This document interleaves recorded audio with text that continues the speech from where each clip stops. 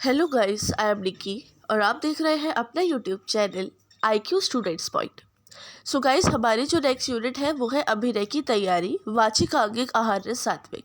कि मतलब अभिनय की तैयारी कैसे की जाती है। जैसे प्रीवियस क्लास में मैंने आपको पढ़ाए हैं सारी की, बहुत सारे एक्टर्स जो है वो अपने इंटरव्यू में उन्होंने बताया कि किस तरीके से वो शीशे के सामने खड़े होकर एक्टिंग की प्रिपरेशन करते थे या करते हैं।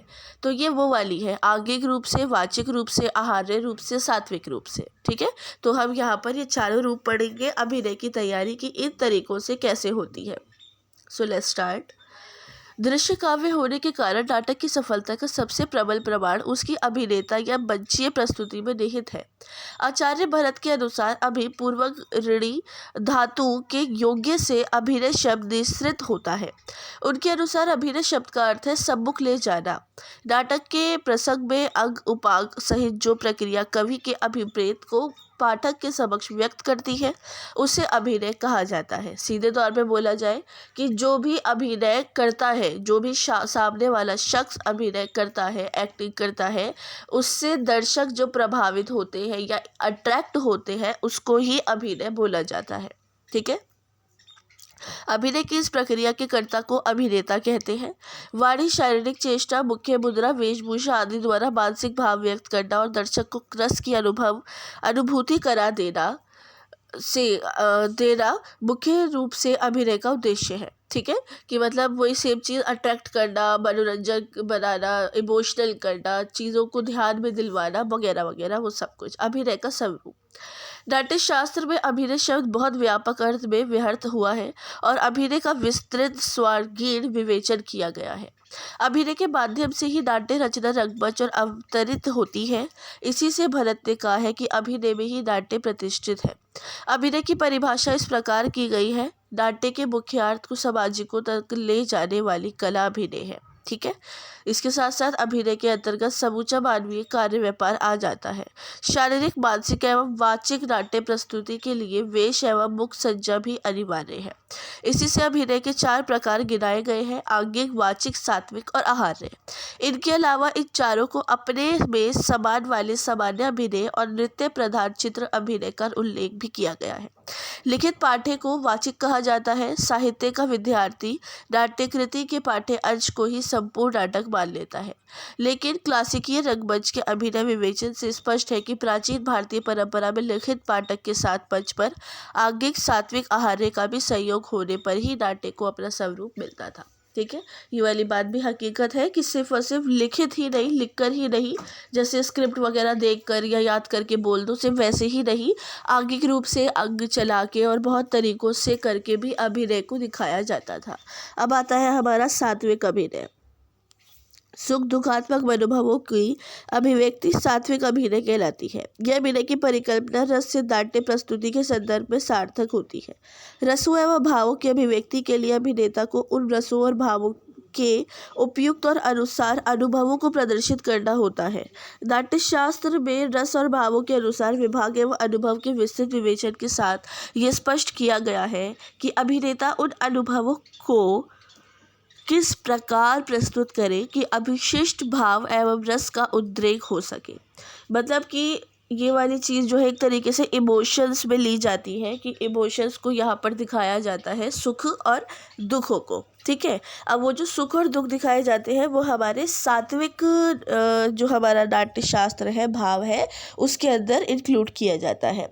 उन्होंने स्पष्ट किया है कि स्थायी भाव, व्यावचारिक भाव, विभाव से युक्त नाट्य की रचना नाट्यकार का काम है और संबंधित अनुभवों को समझकर उनकी प्रस्तुति सात्विक अभिनेता अभिनय को का सरोकार है। सात्विक अभिनय से तात्पर्य है मनोशारीरिक प्रस्तुति। नाट्य को अवस्थानीकृत भी किया जा सकता है। इसका तात्पर्य है कि उसमें पात्र की भाव स्थितियों और उनकी शारीरिक परिणति को अभिव्यक्त करना होगा। ठीक है, डायरेक्ट बात यही है कि उनकी इमोशंस को उनके बॉडी लैंग्वेज के थ्रू कैसे दिखाया जा सकता है। रोकर, आंखें नम हो सकती है, थोड़ा बहुत गुस्सा चेहरे पे दिखाया जा सकता है कि गुस्से में कोई रो रहा है, बेबस होके रो रहा है तो ऐसे दिखाया जा सकता है। उसके अलावा इमोशनल कोई है तो अपनी भवों को ऊपर ऐसे चढ़ाकर और फेस ऐसे बनाकर, हाथ पैर जोड़कर कुछ करके कुछ ऐसा है, ठीक है। तो वो ये सब कुछ हमारा जो इमोशनली हमारे भावों को व्यक्त करता है वो ही हमारा सात्विक नाट्यशास्त्र कहलाता है, ठीक है। ये पूरा यही है, आप इसको चाहो तो पढ़ लेना एक बार, वरना तो सेम यही बात पूरी लिखी गई है। वाचिक अभिनय नाट्यशास्त्र में कहा गया है कि वाच्य नाटक का शरीर है। वाच्य अभिनय के प्रति सावधानी बरतनी चाहिए। नाटक के संवादों की संरचना और नाट्य भाषा कितनी भी उत्कृष्ट क्यों ना हो, उनके प्रभावी वाचन से ही प्रक्षेप पर उचित प्रभाव पड़ सकता है। पाठ्य की योजना और उसके स्वरूप से अभिनेता का सीधा संबंध होता है। नाट्य शब्दों के वाच्य रूप में परिणित अभिनेता द्वारा स्वर, स्थान, वर्ण, काकू, अलंकार एवं अंग के उपयुक्त प्रयोग से होती है। अलग अलग रसों के अनुसार संगीत के 7 स्वर का प्रयोग होता है।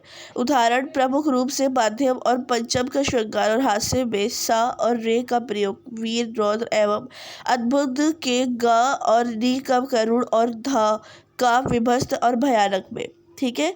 संवाद वाचन में मध्य स्वर से तार स्वर तक जाना चाहिए और मध्य से समाप्त करना चाहिए।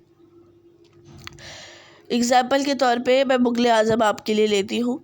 मुगले आज़म में जो अकबर का रोल दिखाया गया है वो ऊंचा बोल भी सकते हैं, ऊंचा सुन नहीं सकते हैं, ऊंचा ऑर्डर दे सकते हैं, सब कर सकते हैं।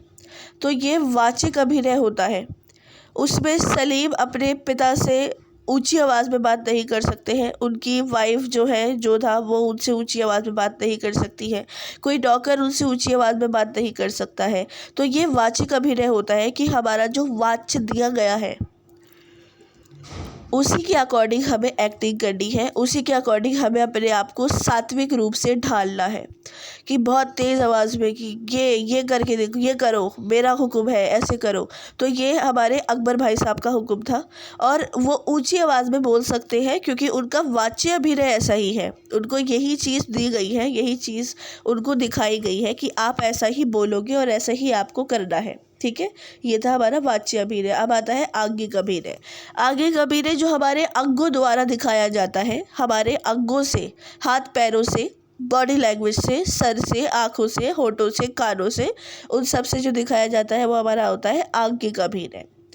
भरत ने आंगिक अभिनय का विवेचन अत्यंत विस्तार से 4 अध्यायों में बांट दिया। पहले मुखज, शरीर और चेष्टा 3 विभाजन करके अंग उपांग प्रत्यंग के अभिनय को विश्लेषित किया। फिर नृत्य गतियों, चारी और गति प्रचार का वर्णन करते हुए आंशिक अभिनय संबंधी रंगमंच रूढ़ियों को स्पष्ट किया। अंग 6 है शिर, हस्त, कटी, वृक्ष, सल, पार्श्व और चरण। उपांग है नेत्र, भ्रू, नसा, अधर, कपोल और चिबुक। इनका अभिनय भाव, स्थिति और रस व्यंजनों से जुड़ता है। विवेचन किया गया है कि स्थिति कंपन किस प्रकार के है, हस्तमुद्रा कैसे हो, कितनी हो, वक्षस्थल ऊर्जस्वित हो या नत पार्श्व की स्थिति कैसी भी, चरणों के संचालित हो या विश्रांतिभात हो। मतलब इस शुद्ध हिंदी में सिर्फ ये बताना चाह रहे हैं कि स्थिति कैसी भी हो, पैरों में गिरने वाली हो, बहुत चंचल हो, बहुत आकर्षित हो, बहुत डल हो, कैसी भी हो, उसको आंगिक रूप से परिभाषित किया जाता है, उसको ही हम आंगिक अभिनय बोलते हैं, ठीक है। ये हमारे यहाँ बताया गया है। उसके बाद हमारा आता है आहार्य अभिनय। अभिनेताओं की विशेष वेश सज्जा अथवा अंग रचना जो उन्हें अपने अपने पात्र के अनुरूप बनाए आहार्य कहलाता है। अभिनव गुप्त का कहना है कि आहार्य नाट्य की भित्ति है। जैसे चित्र की रचना भित्ति पर होती है, वैसे ही अन्य अभिनयों से युक्त रूपण आहार्य पर निर्भर है, क्योंकि अभिनेता की वेश सज्जा और अंग रचना नाट्य के रसानुसारी वातावरण एवं पात्र की भाव स्थिति को स्पष्ट करने के लिए पहला सोपान है।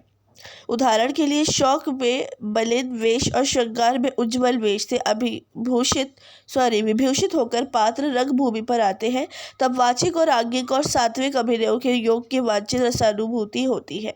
वैव प्रकृति के अनुरूप वेश विन्यास रूप से सज्जा एवं अलंकरण से अभिनेता को सज्जित करने के अतिरिक्त रंगमंच पर निर्जीव वस्तुओं और सजीव जंतुओं और आदि के योग का विधान भी आहार्य अभिनय के अंतर्गत किया गया है।